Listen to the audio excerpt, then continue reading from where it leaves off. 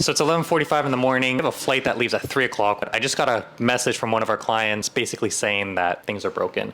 So I need to fix this before our flight leaves. The airport is about an hour away. It is what it is.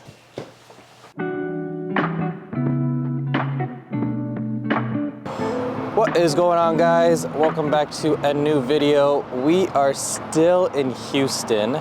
We're enjoying it, but it is humid as hell. Yeah, so we're still in Houston. We're gonna be staying here probably an extra day or two because our flights got canceled, so kind of TBD there. But today, it's Hormozi's book launch. So the plan is we're gonna go to Alphaland, get a workout in right now. It's gonna be a push day, so I'll take you guys through that. Then, yeah, we'll probably just kind of chill at the lounge, watch the Hormozi event. We've already kind of like subscribed, we're on the VIP stuff. Pre-order the book, so that should be coming in next week, which I'm so excited for. And then we gotta kind of figure out our flight situation. But today is going to be integrating VAPI, so like voice AI agents, into Project Mustang.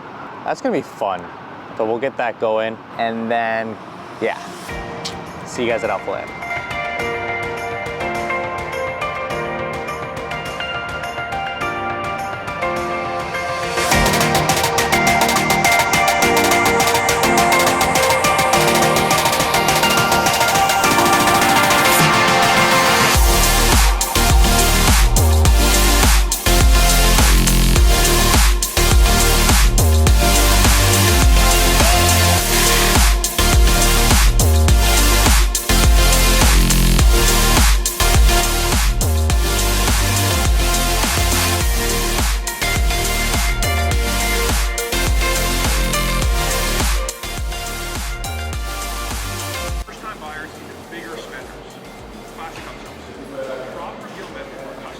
All right, what's going on, guys? I'm here at the hotel just doing some work.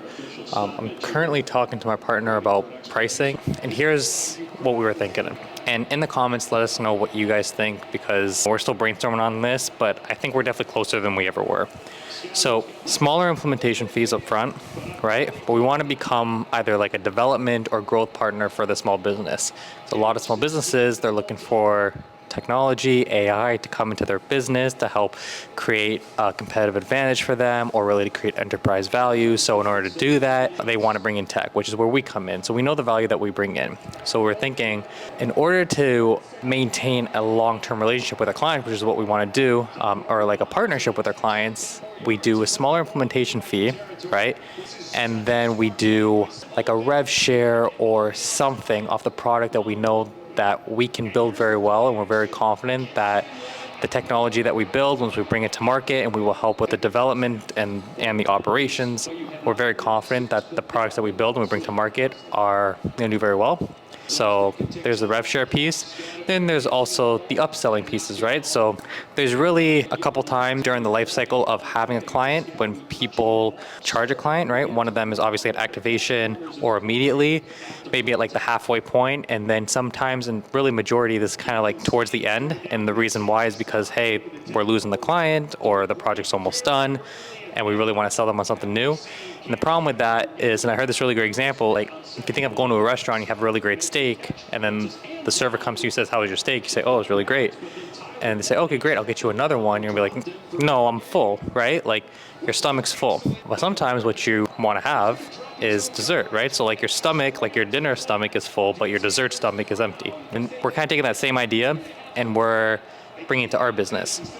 We're just upselling additional things that aren't project specific, like insurance, right? Like, I mean, this kind of goes hand in hand with the warranty that I just talked about, but insurance is a great idea in terms of how can we best ensure our services are always being used by the clients and they're getting the best value out of us, right? So there's insurance. Another thing is, as things are being built, more often than not, problems are being created, right? The more things that you're trying to solve, sometimes there are problems that are being created as you start to solve more problems. So being aware of those problems, or just having that foresight, allows you as a business to offer services for those problems, right? So these are little things that we're playing with. So the idea is like a smaller implementation fee, possible rev share, insurance, warranty, little pieces of upselling on new problems that we see happening within the project.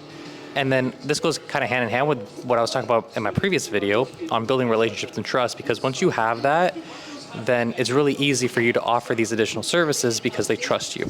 So I hope that helps. That's my kind of spiel on it. I think what I will run through, which you guys will see, is how we are modeling this Project Mustang that I've been talking about. So let's take a look. All right, what's up guys? So I'm gonna walk you through our ARD diagram for Project Mustang. Like I said, they're in the automotive space and they help dealerships eliminate 100% of missed or dropped calls by using voice AI, and that helps bring more revenue into the dealership. So what we're doing here is we're gonna walk through kind of how we've modeled out the system, and the idea is how can we create agents, voice AI agents, and assign them to different locations where a bunch of different users have a bunch of different permissions to help manage everything. So there's two sides. There's the admin side and the consumer side. I'm going to talk about the admin side right now. So the admin side, what they're responsible for is creating a bunch of different users, groups, and locations. A group is basically a parent entity that manages a bunch of different locations. So if a user is assigned to a group, they have access to all the different locations. If they're assigned to just a location, they just have access to that location. So a user can either be a admin, right, which would be one of the Project Mustang's employees. They can either be a group admin, which, like I said, they live here and they have access to all the different locations, or they can be like a location admin, right? So a user itself has a role, right? And then a role itself, which is very self-explanatory, what I just talked about, but a role itself has a bunch of different permissions, and the permissions allow it to do and see what it's allowed to do or see, right? Cool. Then as I kind of go over here, we have a group, so what I was just talking about, and then a group, you'll see that there is a relationship between it and the user itself. So if a user belongs to a group, they can see all the locations, or if they don't belong to a group, they might just belong to a location. So you'll see that relationship there, which brings them right here to that location table. Now this location can have a many-to-one relationship with a group. So if I go all the way down here, we'll see there's the group ID, and there's the many-to-one relationship with a group. So that's how we've modeled that out. Very straightforward. And then we have the agents itself. So the agents obviously is like the bread and butter of the system, right? We're using something called VAPI that basically helps create these voice AI assistants and assign them to different locations. So you'll see that it has a location ID down here and is assigned to the location over here. And then we have the calls, right? So how was the outcome of the call? What was the call? The description of the call, the summary, the outcome, all that stuff. So the call itself, you'll see that there is a relationship right here.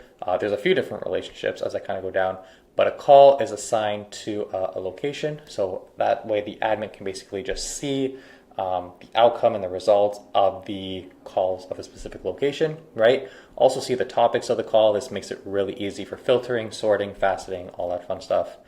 And then if I kind of go down here, the call itself also has like a user ID, right? So if I go over here, you'll see that there is a user ID and it's mapped to the user table, obviously, to kind of see the users and the calls and relationships between that. And then the transcripts. So the transcripts obviously belong to a call. So this is the transcript entry, but if I go over here to the transcript, right?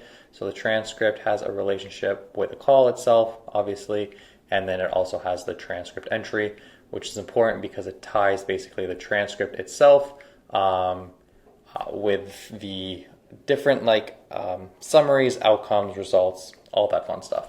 So this is how we're modeling it. Not super difficult. It's just a real quick, there's maybe like 12, 13 tables here. Obviously it's going to grow and get bigger as we continue to build it, but you can imagine, yeah, a bunch of different locations. Agents are assigned to a location. Users have a bunch of different permissions that can basically access and view and see a bunch of different calls within locations. And yeah, so thought I'd share on how we're modeling these things out. We're obviously using a Postgres database, as you can see. Everything is kind of like, it's a relationship-based diagram.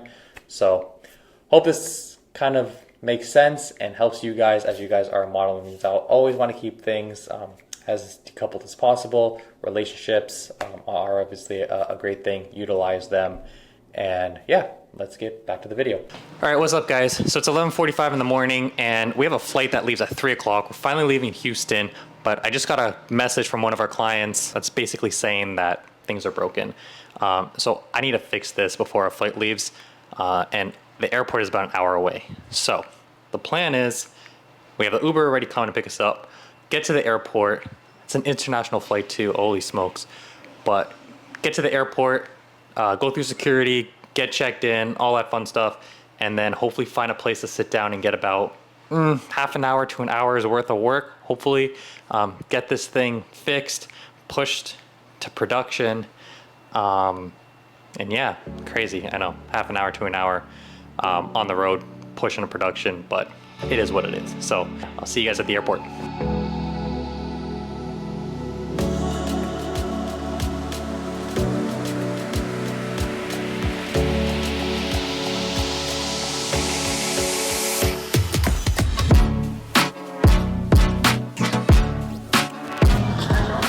All right, guys, we are at the airport. We just went through TSA. We found a Starbucks, hunkered down, and now I'm gonna try and spend, it's 1:38 right now, and I'm gonna just try and spend the next hour figuring out what's going on.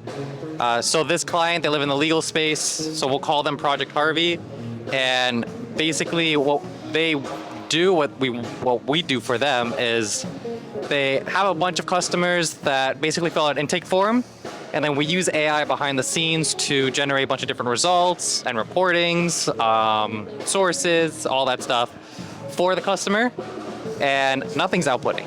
So the whole app is essentially breaking. So yeah, I have like 45 minutes to try and figure out what's going on.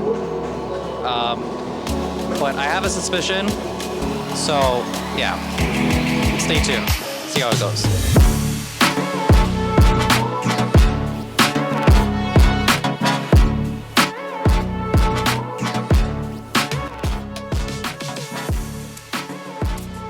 All right, we got it fixed. The issue was we just updated the model ID to GPT-5 because GPT-5 just came out, and we had a token limit issue, and that's what caused the whole thing to fail, which makes sense. So obviously that's on us for not doing our diligence on making sure when we update the model and switch the IDs that the model can handle the appropriate tokens and rates and all that. So yeah, but they're happy, we're happy, we got everything fixed up, we did it before our flight, so yeah, it was a success, but it was, yeah, fun. So I really hope you guys enjoyed this video. If you did, please leave a thumbs up, like, comment, and subscribe if you haven't already. It really helps the channel. I'm really trying to grow this channel to help everyone in the software world who's looking to quit their 9-to-5, start freelancing, or run a software agency to learn from the mistakes that I have made so that you guys don't make them. Really appreciate you guys, and I will see you in the next one.